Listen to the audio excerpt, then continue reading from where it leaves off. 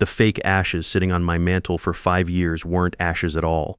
They were coffee grounds mixed with cinnamon. And my son Trevor wasn't dead. He was locked in a warehouse while his wife Ashley collected my money and lived it up with her personal trainer boyfriend. But I'm getting ahead of myself. Let me back up. I'm Eugene Patterson, 57 years old, and I used to supervise the night shift at Riverside Manufacturing until I retired 2 years back. 31 years of watching over assembly lines and making sure production quotas got met. My wife Marie passed 2 years ago from pancreatic cancer, and my son Trevor died in what I thought was a motorcycle accident 5 years ago. Or so Ashley, his wife, told me. Every January since Trevor's death, I've been sending Ashley $35,000. Not because I'm rich. I'm not. A factory supervisor's pension doesn't make you wealthy, but because that's what you do for family. Trevor left behind his wife and my grandson Kyle, who's 8 now. Ashley said the money was for Kyle's future, for childcare, for keeping them stable while she figured out how to raise a kid alone. $175,000 over 5 years. That's most of my retirement savings, but I didn't care.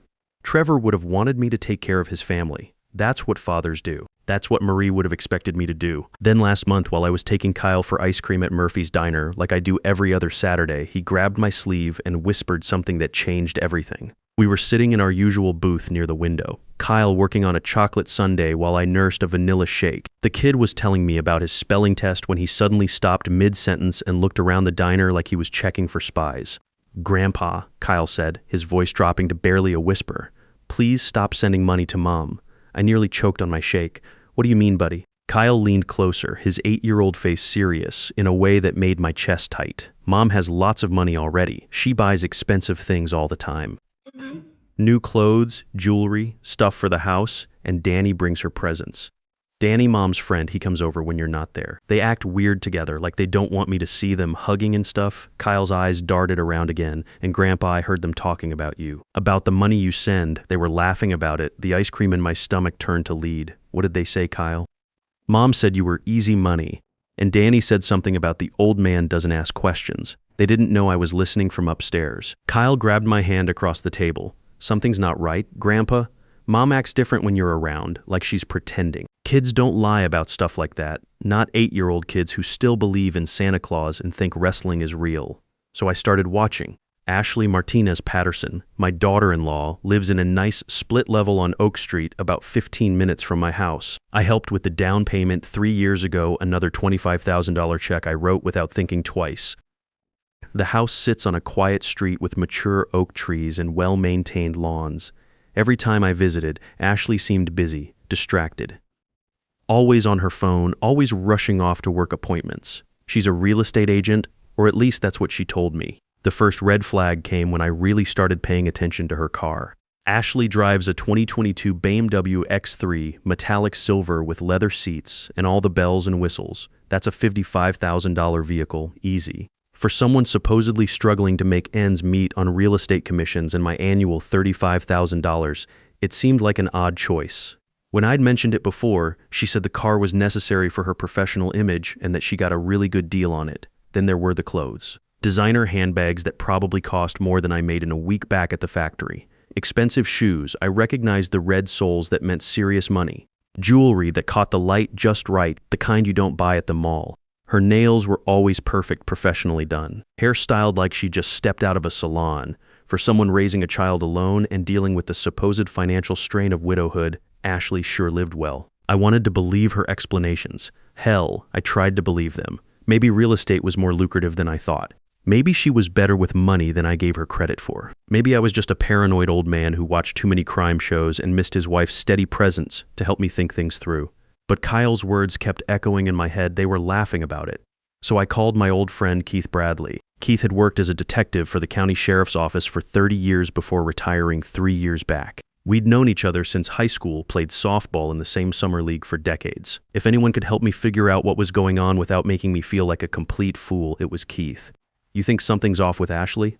Keith asked when I called him up and asked if we could talk. We met at his kitchen table the next evening, drinking coffee from mugs that had seen better days and talking in low voices like we were planning a heist instead of discussing my family. Keith's house still looked like a cop lived there, everything neat and organized, a police scanner on the kitchen counter even though he'd been retired for years.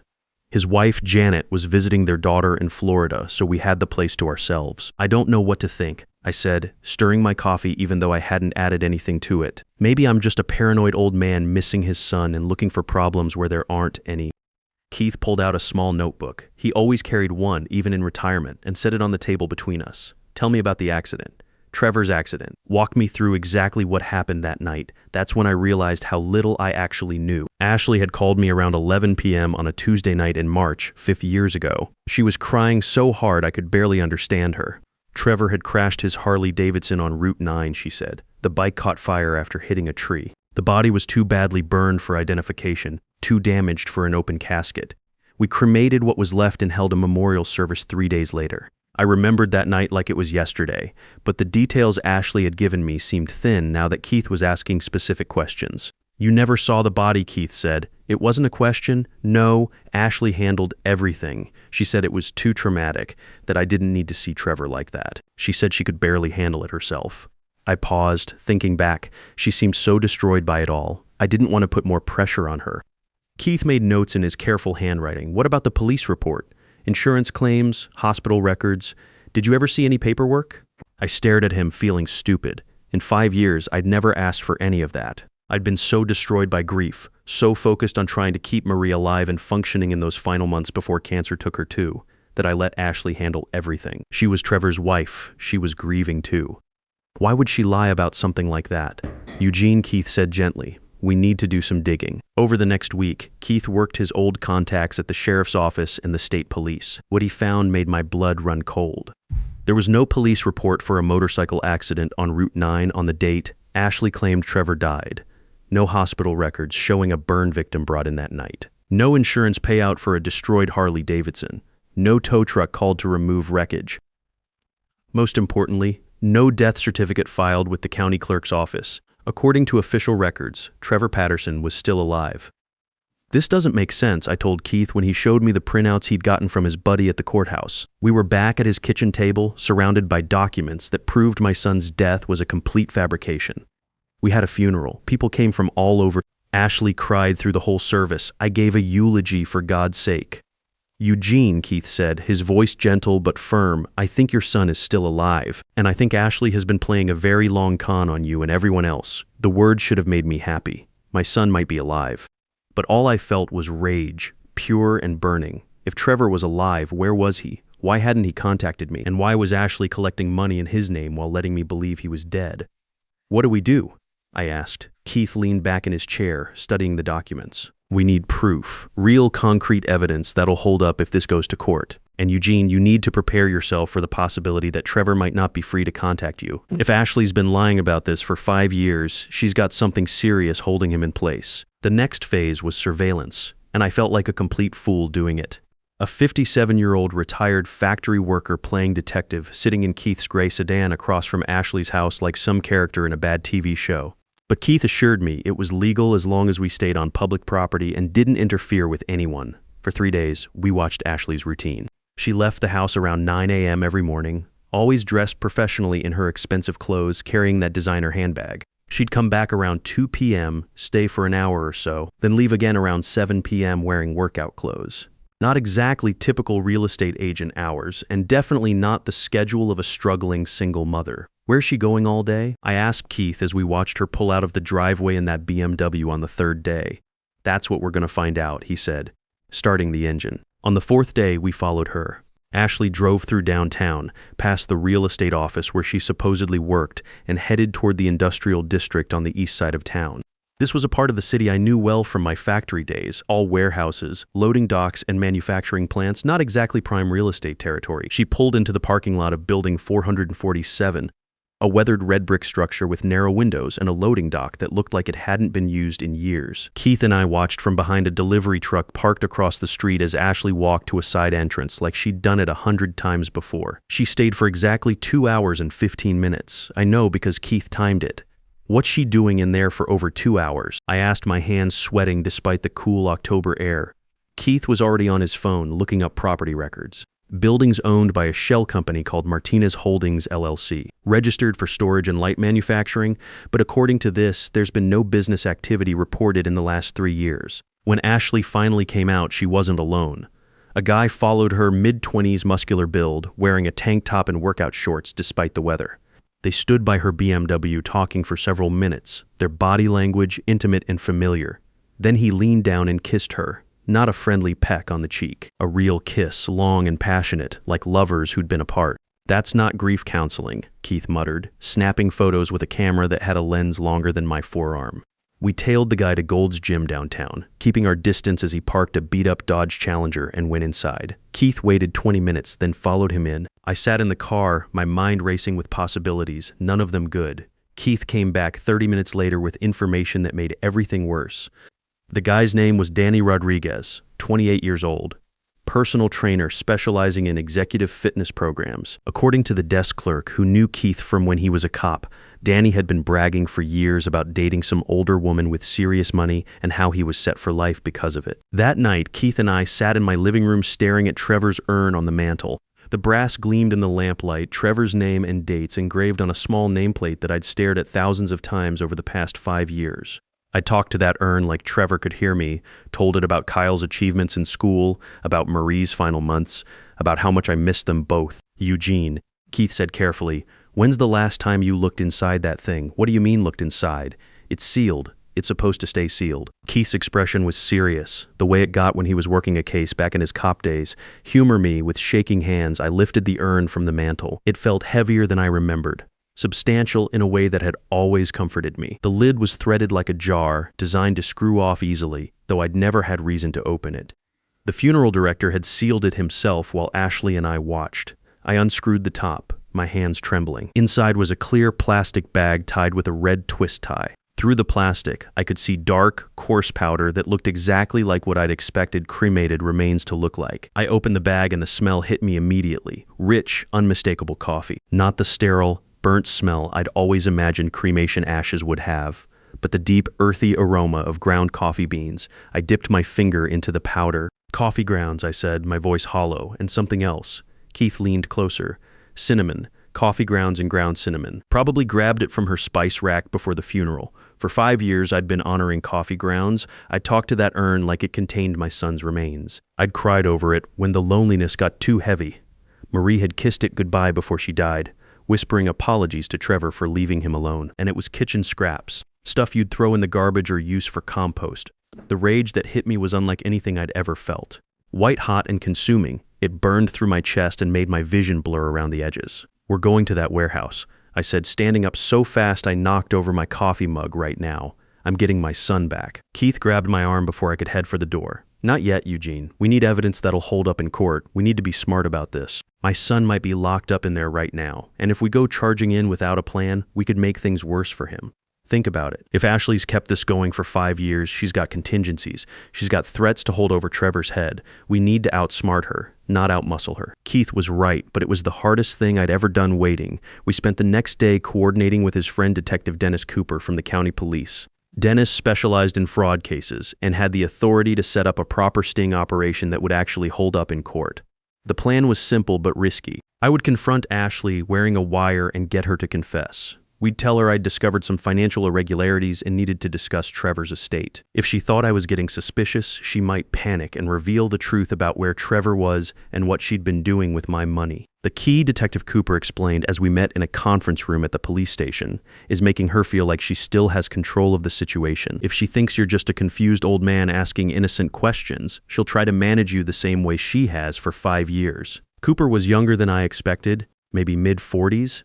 With the kind of sharp eyes that missed nothing, he'd spread photos across the table, surveillance shots Keith had taken of Ashley and Danny at the warehouse, financial records showing the shell company ownership, and copies of the non-existent police reports. "What we need," Cooper continued, "is for Ashley to admit 3 things. First, that Trevor isn't actually dead. Second, that she's been taking your money under false pretenses. And third, where Trevor is being held. The wire will record everything she says, and my team will be close enough to move in immediately if things go wrong." The wire was smaller than I expected, just a tiny device clipped under my shirt collar, no bigger than a shirt button. Detective Cooper's team tested it 3 times, making sure the audio was crystal clear. They could hear every word from their surveillance van parked 2 blocks away. "Remember," Cooper said as he adjusted the wire one final time, "stay calm. Let her do most of the talking. The more comfortable she feels, the more likely she is to slip up and tell you things she shouldn't. I arranged to meet Ashley at her house that evening under the pretense of discussing some insurance paperwork. I told her I'd been going through Trevor's old files and found some discrepancies that needed clearing up. She seemed nervous when I called but agreed to meet at 7 p.m. During the drive to Oak Street, my hands were shaking so badly I could barely grip the steering wheel. This was my daughter-in-law, someone I'd trusted with my son's memory and my grandson's welfare. Someone I'd written checks to without question because family takes care of family. The thought that she might have been laughing about my grief while cashing those checks made my stomach turn. When I knocked on her door at exactly 7 p.m., Ashley was dressed casually, jeans and a navy sweater, hair pulled back in a ponytail. She looked tired, older than her 32 years, and I wondered briefly if maybe I was wrong about everything. Maybe there was an innocent explanation. "Hi, Eugene," she said, forcing a smile that didn't reach her eyes. "Come on in. Can I get you coffee?" We sat in her living room, surrounded by furniture that probably cost more than I made in 3 months back at the factory. Everything was expensive but tasteful. Leather sofa, glass coffee table, artwork on the walls that looked like originals. For someone supposedly struggling financially, Ashley had excellent taste and deep pockets. "Ashley," I said, pulling out a manila folder I'd brought as a prop, "I've been going through some old paperwork, and I found some discrepancies about Trevor's accident." Her smile faltered just slightly. "What kind of discrepancies?" "Well, I was looking for Trevor's life insurance policy. Making sure Kyle's college fund is properly set up, and I couldn't find any record of the accident claim being filed." Ashley's hands started shaking. She clasped them together in her lap. But I could see the tremor. I'm not sure I understand. I called the insurance company. They said no claim was ever filed for Trevor's death.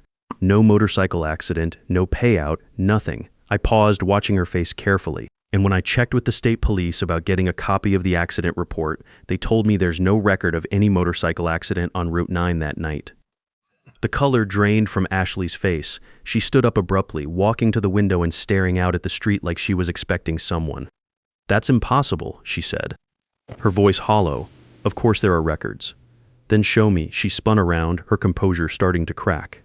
"I don't have them here. They're in storage, with all of Trevor's other things." "Ashley," I said quietly, "where is my son?" For a long moment, she just stared at me.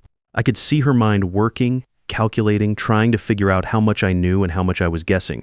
The wire against my chest felt hot, recording every word, every pause, every breath. "You don't understand," she said finally, her voice breaking. "It wasn't supposed to go this far. It was just supposed to be temporary. Then help me understand." Ashley began pacing around the living room like a caged animal. Trevor found out about Danny, about us. He threatened to leave me, take Kyle, ruin everything I'd worked for. "So you killed him?" "No. God, no. We made him disappear." The words hung in the air like smoke. Through my earpiece, I could hear Detective Cooper's team preparing to move, but they were waiting for more details. "Made him disappear, how?" Ashley stopped pacing and looked at me with empty eyes. "The accident was staged. We made it look like Trevor died, but he's not free to leave." "Where is he, Ashley?" She laughed, but there was no humor in it. "You really want to know?" "After 5 years of sending me money, after all those conversations about how grateful I was for your support, you want to know where your precious son has been?" "Yes, building 447 on Industrial Avenue. The warehouse where Danny works out. Trevor's been there for 5 years, and he's going to stay there until..." She paused, seeming to realize she'd said too much. "Until what?" "Until we figure out what to do with him." That's when I heard the sirens. Detective Cooper's team surrounded the house within seconds, their timing perfect. Ashley looked confused and then terrified as police officers came through the front and back doors simultaneously, weapons drawn but pointed down. "Ashley Martinez Patterson," Detective Cooper announced, his voice calm and professional. "You're under arrest for fraud, conspiracy, false imprisonment, and extortion." As they handcuffed her, Ashley looked at me with something between hatred and grudging respect. "You played me," she said, her voice bitter. "I just told the truth," I replied, watching as they read her rights. "Something you should have tried 5 years ago." The rescue operation at the warehouse happened immediately. I rode with Detective Cooper, my hands shaking as we pulled into the parking lot of Building 447 with a convoy of police vehicles, lights flashing but sirens silent. They wanted the element of surprise in case Danny was inside. The building looked different at night, more sinister. Keith met us there with a set of bolt cutters, and within minutes they had the side door open. Detective Cooper went in first, followed by 3 officers in tactical gear. I stayed outside like they'd ordered, but I could hear their voices echoing through the empty warehouse, clear in the front section. Movement in the back, northwest corner. Subject located, male, conscious, requesting medical assistance. They found Trevor in a makeshift room in the back corner of the warehouse. Someone had built walls using industrial shelving and tarps, creating a space about 12 feet by 12 feet. Inside was a cot with thin blankets, a folding table with a hot plate, and a bucket for waste. The smell hit me before I even saw him, the stench of a man who'd been living in captivity for years, but it was Trevor, my son, alive but broken. He was thinner than I remembered, probably 40 pounds lighter than when I'd last seen him. His hair was longer, unkempt, streaked with gray that made him look older than his 29 years. His clothes hung loose on his frame, and when he saw me, he broke down crying like a child. "Dad," he said, his voice hoarse from years of limited use. I thought you'd given up on me?" I pulled him into a hug, and he felt fragile in my arms, like he might break if I held him too tight. "Never," I whispered. "Never." The paramedics checked him over while Detective Cooper took pictures of the makeshift prison. Trevor was dehydrated, malnourished, but physically intact. The real damage was psychological. He flinched when officers moved too quickly, spoke in whispers, kept looking toward the door like he expected Danny to appear and drag him back to his corner. "How did they keep you here?" I asked when the paramedics said he was stable enough to talk. Trevor's voice was barely audible. "They told me if I tried to escape, they'd hurt Kyle. Kill him, maybe. They said they had people watching him at school, at your house. They made me believe it." He looked up at me with hollow eyes, "And they told me you thought I was dead, that you'd moved on, that Kyle was better off without me. None of that was true. I know that now, but after the first year, after no one came looking for me, I started to believe it. Ashley would visit sometimes, tell me how well Kyle was doing without his unstable father around, how you were happier thinking I was dead than dealing with my problems. The lies Ashley had told went deeper than just the money. She'd convinced Trevor that his own family had abandoned him, that his imprisonment was somehow justified.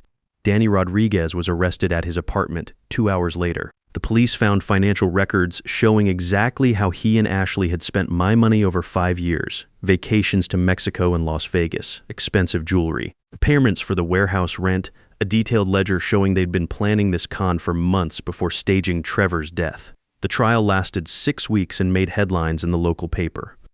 The prosecutor painted a picture of calculated cruelty that went far beyond simple fraud. Ashley and Danny had destroyed not just my finances, but Trevor's mental health and Kyle's understanding of his family. Ashley's defense attorney tried to claim she was a victim too, that Danny had manipulated her into the scheme. But the wire recordings destroyed that argument. Her voice was clear and cold as she described keeping Trevor imprisoned, laughing about the money, planning their future together while my son rotted in a warehouse. The judge wasn't sympathetic. Ashley got 12 years in federal prison for fraud and false imprisonment. Danny got 8 years as an accomplice. Both were ordered to pay full restitution, $155,000 plus damages for emotional distress and Trevor's medical care. Danny broke down crying during sentencing, claiming he never meant for things to go so far. Ashley sat silent, staring straight ahead like the verdict was happening to someone else. Recovery took time. Trevor spent 3 months in a rehabilitation facility, learning to trust people again, working through years of psychological abuse. Kyle needed therapy too, trying to understand why his mother had lied about his father being alive, why she'd kept them apart. But we made it through. Trevor moved into a small apartment near my house. Kyle stays with me most of the time now. Ashley's parental rights were terminated as part of her sentence. She can't contact Kyle, can't interfere with our family again. Some evenings, Trevor comes over for dinner, and we sit on the back porch while Kyle plays in the yard. Trevor's putting on weight, getting stronger. He's talking about going back to school, maybe learning a trade. The nightmares are less frequent now. Kyle calls him Dad again, which makes Trevor cry every time. We buried the fake ashes properly in Riverside Cemetery, next to Marie's grave where they belong. Had a real service for the years we lost, the grief that was stolen from us. The whole community came out, people who'd been at the first fake funeral 5 years ago. I got most of the money back through restitution payments, but honestly, it doesn't matter anymore. What matters is sitting on my porch on Saturday mornings, watching my son teach my grandson how to change the oil in my old truck. What matters is family dinners and birthday parties and all the ordinary moments Ashley tried to steal from us. The $175,000 I thought I'd lost to help my family. Turns out I was helping my family all along, just not the way I thought. Every dollar was evidence, every payment a step toward bringing Trevor home. Ashley thought she was playing a grieving old man, counting on my love for my family to make me an easy mark. She was right about the love part. But she forgot that same love would make me fight like hell to protect what's mine. Justice isn't always perfect, but sometimes if you're patient enough and smart enough and stubborn enough, it's exactly what you need. And family, real family, is worth fighting for no matter how long it takes. Trust your gut when family members change their behavior. Children especially notice things adults miss because they haven't learned to ignore red flags yet. When someone consistently avoids providing documentation or proof for major life events, that's not grief or privacy, that's deception hiding something worth investigating.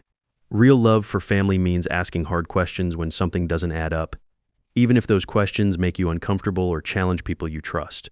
The best revenge against financial predators isn't violence, it's patience, evidence, and letting the legal system deliver consequences that stick. Elder financial abuse often targets our strongest emotions: love for family, desire to help, fear of losing relationships, but protecting yourself protects your family too.